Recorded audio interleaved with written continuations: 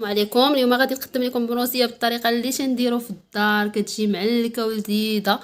نبداو على بركه الله. الطريقه والمقادير. قبل ما نبدا عافاكم ما تنساوش تضغطوا لي على ابوني، كومونتير، وتضغطوا على الجرس باش يوصلكم كل جديد ان شاء الله. على بركه الله. بالنسبه للمقادير بسم الله.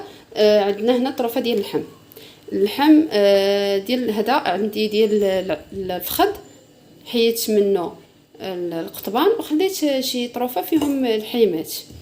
بالنسبه للمقادير غنحتاجو معلقه صغيره ديال القرفه، معلقه صغيره ديال الخرقوم، معلقه صغيره ديال السكينجبير، معلقه صغيره ديال البزار ابيض وكحل مخلطين، ومعلقه السمن.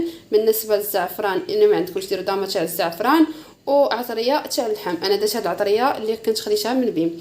والثومه هذه في المرحله الاولى غادي نخلطوا هذا الشيء في الماء وغادي نمرمدوا به اللحم ديالنا.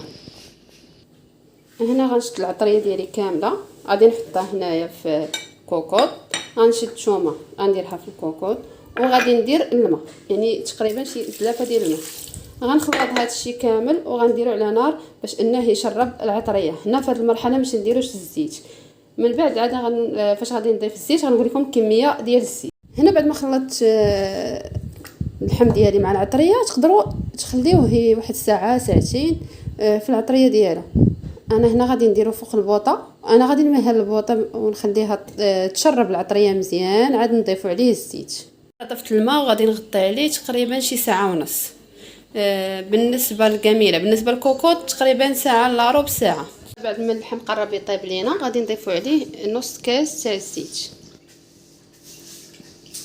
وغنخليوه يطيب. اول اللحم ديالي بعد ما طاب غنخليه يشرب ريحه الزبيب في هذه المرحله هذه. وفي هذه المرحله هذه الاخرى تقدروا تزيدوا المسكه الحره مدقوقه بالسكر كلاصي. غتضيفوا 2 معالق كبار ديال العسل. انا هذا العسل عندي جامد، درت معلقه كبيره. هنا غتبقاو تقلبوا مره تتقلبوا اللحم ديالكم باش يتقلى مزيان ويجي محمر ويجي شارب المرقه والعسل. هنايا تقدروا تضيفوا حتى شويه ديال القرفه اللي بغى يزيد النكهه ديال القرفه. انا غنضيف واحد شويه ديال القرفه. ها هي المرقه ديالنا بعد ما شربات كتشوفوا معسله، كتبقى حتى كتعسل.